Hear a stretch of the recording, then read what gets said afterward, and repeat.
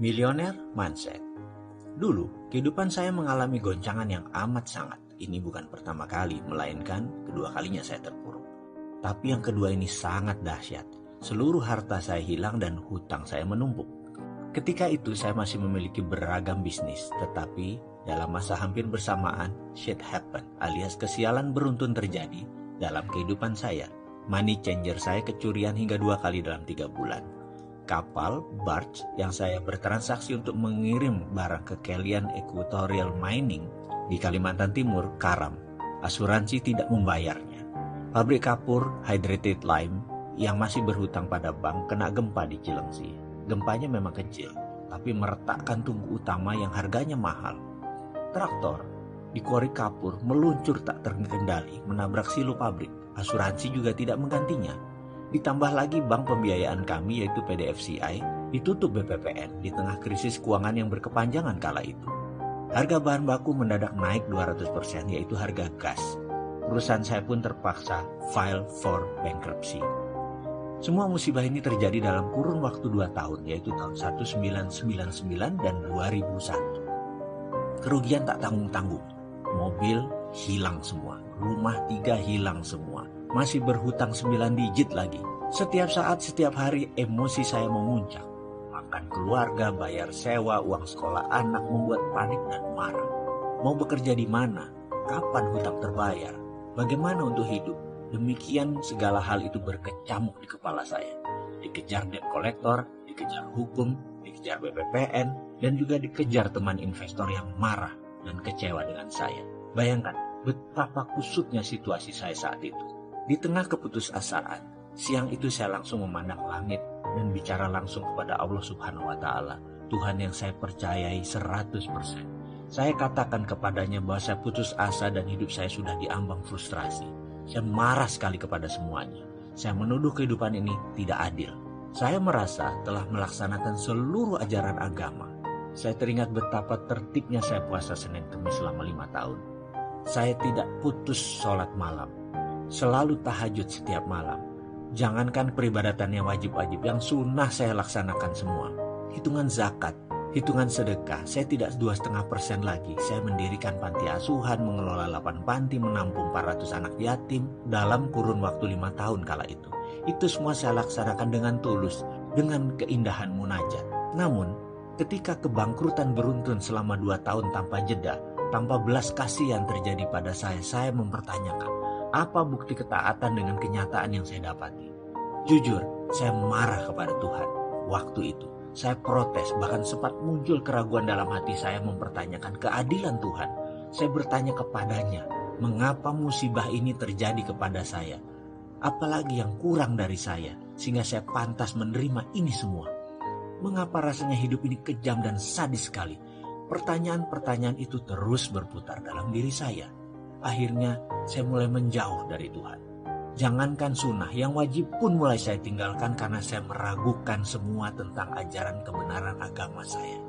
Saya bertanya namun tidak ada jawaban. Saya kesal, saya murka. Permasalahan ekonomi ini akhirnya berimbas pada rumah tangga dan pernikahan pertama saya waktu itu. Istri saya kembali ke rumah mertua. Kemudian saat itu anak saya yang tertua demam, panasnya 39 derajat Celcius. Dan sudah tidak gerak banyak. Adiknya pun mengalami hal yang sama. Mereka masih balita, baru 4 tahun dan 2 tahun. Listrik di rumah padam. PLN tidak mampu bayar. Tidak ada makanan, tidak ada uang di tangan. Dan setiap saat ada telepon isinya penagih hutang-hutang saya. Saya berutang pada lebih dari 5 institusi keuangan, lebih dari 60 individu. Dari utang yang berjumlah hanya 1 juta hingga miliaran rupiah. Puncaknya, suatu hari saya ditelepon oleh seorang pemberi hutang yang mungkin sudah muak dengan saya. Dengan kasar dia bilang akan mendatangi rumah saya sore ini dan dia akan tagih dengan apapun risikonya. Kalau tidak bayar, dia akan paksa. Gaya bicaranya sudah seperti preman. Tumpah darah pun dia siap, katanya. Saya tidak ada pilihan, hanya bisa melakukan satu hal. Saya bertahan habis-habisan, saya asah pisau. Saya sudah tidak sanggup lagi dan bersiap untuk kemungkinan terburuk. Kalau memang orang itu menantang bertumpah darah, terpaksa saya lawan. Saat itu rasanya saya siap memakai orang. Saya sudah tidak peduli lagi apa yang akan terjadi. Saya sudah tidak punya apa-apa, bahkan harga diri pun saya tidak punya. Saya siap mati. Kedua anak saya yang demam membujur lemas di lantai beralaskan hanya bed cover. Bukan tempat tidur, udah dijual tempat tidurnya. Yang satu minum dari botol air tajin, air beras. Yang satu hanya diam dengan botol air mineral yang tidak diminumnya. Saya hanya menatap kosong. Ke dokter tidak bisa. Tidak ada jalan lain saya menuju ke dokter. Karena itulah, begitu ada yang menantang harga diri saya sudah tidak punya apa-apa lagi. Saya siap jiwa raga. Dia yang menagih, kalau datang mencari ribut, saya bunuh. Itu pikiran laknat yang sempat terlintas dalam benak saya. Saat itu saya berpikir, toh dia orang rantau, keluarganya tak ada yang tahu, teman pun tak banyak. Kalau saya terpaksa bunuh dia, saya kubur di halaman belakang. Tidak ada yang tahu juga, rasanya saya benar-benar sudah dirasuki dajjal. Saya kumpulkan barang-barang di sekitar saya dan saya pakai untuk membantai orang ini. Benda tajam, benda keras, benda panjang, semua saya siapkan. Saya umpetin di mana-mana. Saya tahu sekali bagaimana menggunakannya dan saya tahu sekali di mana sudut ruangan yang saya bisa pergunakan. Intinya saya panik aja segila-gilanya manusia. Tiba-tiba kering. Telepon rumah yang diblokir hanya bisa menerima panggilan berdering. Sementara saya hanya bisa melamun dengan kegamangan. Hingga dering kesekian saya baru tersadar. Mungkin ini si penagih utang itu lagi, pikir saya. Dengan gusar saya pun angkat telepon. Halo, demikian saya berkata dengan kasar. Di seberang sana ada suara lembut menjawab. Assalamualaikum mas. Saya mengenali sekali suara ini adalah suara Pak Ali, pimpinan Yayasan Husnul Khotimah yang kemudian dikenal dengan Rumah Yatim Indonesia, panti asuhan yang kami bangun bersama. Saya pun terhenyak dan menjawab dengan nada lemas. Waalaikumsalam Pak Ali. Kemudian dia melanjutkan, mas, saya telepon 3 kali kok nggak diangkat, lagi sibuk ya, kata Pak Ali dengan logat lamongannya yang khas. Maaf Pak Ali, saya sedang ada kesibukan, apa kabar? Saut saya dengan mengatur nafas, menahan emosi. Mas, dengar-dengar sedang ada masalah ya, istri pergi, anak sakit, rumah dan isinya sudah dijual semua, listrik putus, apa benar mas? Tanyanya dengan serius. Dengan berat hati saya menjawab, iya benar Pak Ali. Mbok, kalau ada masalah begini saya diceritakan mas, kata Pak Ali kemudian. Saya tertegun mendengar kalimatnya. Kemudian dia melanjutkan, mas, walaupun kita miskin, yayasan kita ada pegang uang dikit. Kalau mas butuhnya ada 3 juta, pakai aja dulu mas. Mas berhak kok. Sudah 5 tahun mas membangun yayasan ini. Kalau ada masalah seperti ini, mas punya hak untuk memakai dan meminjam.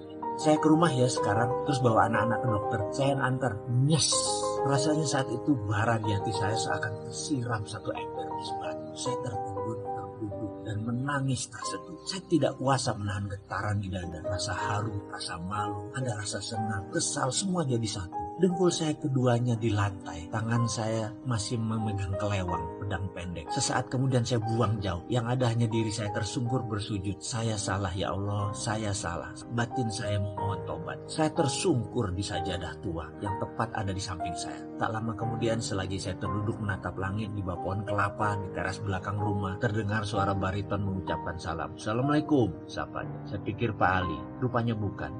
Dia rupanya tadi orang yang menagih utang dan menantang saya. Saya pun menjawab, Waalaikumsalam. Begini Pak, utang Bapak 10 juta, apa bisa saya ambil sekarang? Saya hanya berkata, anak saya sakit. Saya perlu uang untuk biaya anak saya. Sebentar lagi ada uang 3 juta datang. Terserah mas, mau ambil berapa mas atur. Kalimat itu mengalir tanpa saya rancang. Marah saya sudah hilang, saya pasrah saja. Oh begitu Pak, katanya dengan nada datar. Anak Bapak sakit dua-duanya, yang berbaring di dalam itu ya, katanya sambil menengokkan kepala ke arah ruang tengah. Iya, saya jawab singkat. Oh maaf kalau gitu, saya nggak tahu Pak kalau Bapak anaknya sakit. Sebaiknya Bapak urus mereka. Uang saya gampang, saya pamit dulu deh. Besok kabari saya Pak, urusan utang gampang, yang penting keluarga dulu. Begitu katanya tanpa basa-basi dan tanpa diduga-duga. Dia pun pamit pergi dan saya masih di posisi kebingungan, lunglai di ujung bangku di bawah pohon. Tubuh saya berkeringat. Saya memaksa diri untuk bangun dan mengikuti dirinya dari belakang sambil memanggilnya. Mas, saya pasti bayar utang saya hanya butuh waktu. Maafkan saya ya mas, kalau saya kasar dan panik, itu kata saya. Ketika dia berbalik badan, saya julurkan tangan saya yang kemudian dia sambut dengan jabatan erat dan senyum di bibir. Dia berkata, iya pak, saya juga minta maaf. Saya salah mas, kata saya. Saya berutang tapi tidak berkemampuan. Saya janji mas, saya bayar. Tak lama setelah dia pergi datang Pak Ali dengan kijang tuanya. Tanpa basa-basi langsung saya peluk dia. Pak Ali, syukron, terima kasih, itu kata saya. Ayo ke dokter mas, aku bawa fatur, mas gendong Aska, ajaknya singkat. Setelah 2 tahun dihajar musibah yang merusak keyakinan saya, akhirnya saat itu saya menyadari satu hal. Semua masalah yang saya alami berasal dari diri saya. Hal lain di luar diri saya hanyalah pelengkap. Saya langsung berdoa, maafkan saya ya Allah, ampuni saya. Engkau begitu mulia dan saya selama ini salah memandang. Saya sadar bahwa saya sendirilah yang harus bertanggung jawab dan menyelesaikan semua ini. Saya layak incar sepenuhnya. Maafkan saya yang telah meragukan kekuasaan-Mu ya Allah. Saya memilih berdamai dengan Allah. Saya memilih memulai sesuatu dengan kesadaran penuh untuk mengubah nasib saya. Menulis ulang sejarah hidup saya. Saya mendapatkan semacam pemahaman baru bahwa cara berpikir selama ini tidak bekerja dengan benar. Buktinya saya rugi, buktinya saya bangkrut, buktinya semua orang menjauh. Akhirnya saya harus merubah cara pikir saya. Itu ada dalam benak saya. Saya harus berubah. Saya harus kemana dan bagaimana saya mengubahnya? Itu pertanyaannya. Berkali-kali saya bertanya dalam diri saya. Tak lama setelah menjual rumah, saya pindah ke rumah kontrakan yang sepi. Suatu sore, tetangga rumah kontrakan saya pulang kantor. Kaca mobilnya terbuka separuh. Dia rupanya ingin membuang sesuatu, mungkin sampah. Agaknya dia tidak melihat saya berdiri di sisi jalan tersebut. Mungkin karena maghrib pencahayaannya mulai samar. Mungkin juga dia tidak fokus karena mengumpulkan barang yang akan dibuang. Bruk, tiba-tiba segumpal kertas jatuh tepat di kaki saya. Entah mengapa saya tergerak memungutnya dengan tulisan yang berwarna merah mengkilat. Setelah saya membuka lipatannya, saya membaca kertas tersebut, ternyata brosur Millionaire Mindset Training di Australia. Saya merasa aneh dan terkejut. Inikah jawaban doa yang saya panjat? Saya berdiri termenung. Rupanya tetangga saya tadi baru sadar bahwa sampah yang dibuang tadi jatuh di depan saya. Dia pun menghampiri saya. Mas, maaf sekali. Saya nggak lihat, katanya Kiku. Loh, nggak apa-apa. Aku kan hanya ngelamun. Nggak ngeh, aku baru ngeh pas ngeliat brosur itu. Kata saya basa-basi sambil menunjukkan lembaran tersebut. Iya, tadi saya dari kantor, tapi sepertinya nggak mungkin saya ke sana. Bukannya nggak butuh jadi orang kaya, tapi harganya itu loh. Seminggu di sana 30 juta. Mending buat modal, katanya mengurai. Saya hanya mengangguk-mengangguk sambil tersenyum. Saya pamit Pak Sarif, kata saya. Iya Pak, maaf ya, tadi benar-benar nggak sengaja, katanya. Sungguh-sungguh. Nggak apa-apa bos, santai aja, jawab saya kemudian. Setelah itu, saya langsung sibuk berpikir, di mana saya cari uang 30 juta? Belum lagi uang untuk sanggup keluarga di rumah sementara saya pergi. Yang jelas saya sudah tekad untuk berubah. Saya bertekad untuk berubah dan melihat ini sebagai solusinya. Saya percaya itu. Singkat cerita, harta terakhir saya yaitu motor Tiger, mesin jahit, dan beberapa barang keluarga saya jual. Saya nekat terbang ke negeri kanguru. Saya menginginkan ilmu tersebut. Saya pun berangkat untuk mengikuti Millionaire Mindset Training di sana dengan harapan bisa menerapkan untuk memperbaiki kondisi hidup saya. Kira-kira sebulan setelah kembali dari pelatihan selama 7 hari tersebut, ternyata tidak ada perubahan apa-apa dalam perjalanan kehidupan saya. Saya masih menganggap bahwa apa yang saya pelajari itu aneh dan gak kena di logika. Mek ngono tok, apa iyo? Itu saya berkali-kali bilang, masa begitu sih? Emang gitu? Itu saya selalu membatin. Yang benar, saya meragukan dan saya menganalisa, mencoba mengurai maksud dari pelatihan tersebut. Tapi saya lelah, keadaan saya begitu-begitu saja. Saya belum bisa dapat uang lagi, saya belum bisa melunasi tunggakan hutang. Saya belum bisa merubah nasib saya. Apakah saya harus belajar lagi? Saya mencoba mengingat mundur pengalaman hidup saya. Semua itu terjadi di usia 28 tahun. Benar, saya merasa seakan berjalan di jalan bebas hambatan. Semua mudah, semua gampang. Pada saat itu, saya bahkan menggampangi proses. Namun saat ini, justru proseslah merupakan hal yang paling saya hormati. Barulah sejak di usia 28 tahunan kehidupan saya mengalami pasang surut yang luar biasa. Baik dari masalah pribadi, masalah spiritual, ketuhanan, masalah rumah tangga, masalah parenting, masalah keuangan. Dikala saya berpikir laut itu berair tenang, saya memilih mengangkat jangkar dan mengembangkan layar ke sebuah tujuan yang pasti, yaitu ingin sukses. Dengan tujuan yang hanya satu arah, yaitu ke depan. Sebuah kesombongan yang saya bayar sangat mahal, sangat melelahkan. Penuh duka, air mata, dan keringat. Ternyata laut di depan tidak semanis gelombang di pantai. Di dalam perjalanan, ombak besar, angin kencang, bahan bakar kurang, sumber daya terbatas. Satu hal yang saya lupa, saya tidak bawa kompas penunjuk arah. Dalam artian, saya mengarungi samudera tanpa ilmu, tanpa petunjuk, tanpa pembimbing. Mentang-mentang saya punya glory from the past, kisah sukses masa lalu, saya merasa bisa melakukan apapun. Bayangin, di usia 26 tahun saya menjadi miliuner. Miliun-miliun uang ada di kantor saya. Masih muda, tapi dalam 28 tahun semua berbeda. Dalam 30 tahun mendadak semua bergeser. Itulah biang masalah saya di masa depannya sejak keputusan saya mengarungi samudera. Hingga sampailah saya ke titik di mana kapal saya akhirnya karam di dasar samudera. Sementara badan saya terdampar di pulau kecil sendirian dengan kebutuhan dasar seadanya. Saya hanya diam. Meratap pun tidak bisa, air mata habis, tenaga tak punya, yang ada hanya nafas di badan. Itu pun setiap tarikan nafas terasa sesak, seakan-akan dada ini mau meledak karena terisi oleh rasa kesal, lelah, marah, dan kecewa. Karena itu, Ketika saya memutuskan untuk berubah, artinya saya tidak mau melakukan semuanya dengan cara yang sama seperti masa lalu. Saya harus melakukan dengan cara yang berbeda. Karena itulah saya memutuskan bahwa saya harus berilmu agar saya memiliki platform atau pondasi baru, terutama cara saya berpikir. Ibaratnya, saya bukan hanya perlu belajar dan menginstall software baru, tapi OS atau operating systemnya harus saya reset untuk bisa tergabung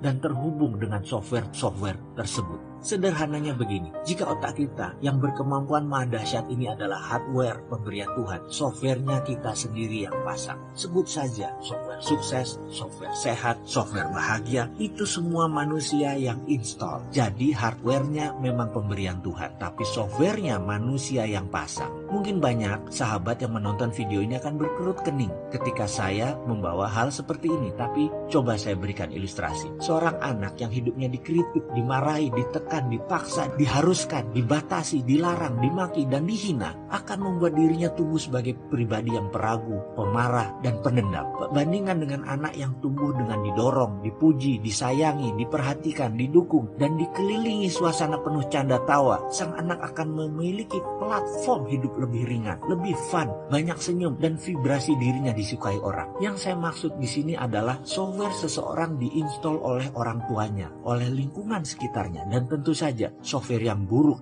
bisa diganti, diubah, bahkan dibuang bila kita mau. Sesuatu yang dipasang umumnya bisa dilepas. Setuju bukan? Bukan sesuatu yang permanen, karena itu kita yang masang, kita bisa lepas juga. Teman-teman dari bidang aplikasi psikologi mungkin mengenal ini dengan sesi terapeutik dalam dunianya. Ketika mencari kompas ilmu pengetahuan dan pola pikir itulah saya baru sadar. Selama ini saya menerima hasil sebuah printer yang isinya salah. Lalu saya mati-matian men-titek, menghapus tulisan dalam kertas tersebut. Begitu seterusnya. Saya tidak sadar bahwa yang saya harus rubah adalah justru bukan dokumen yang di-print, tetapi bukan juga printernya, melainkan data di dalam komputernya. Kalau isi komputernya sudah benar, baik itu softwarenya maupun datanya, hasil yang di-printnya pasti tidak salah, pasti benar.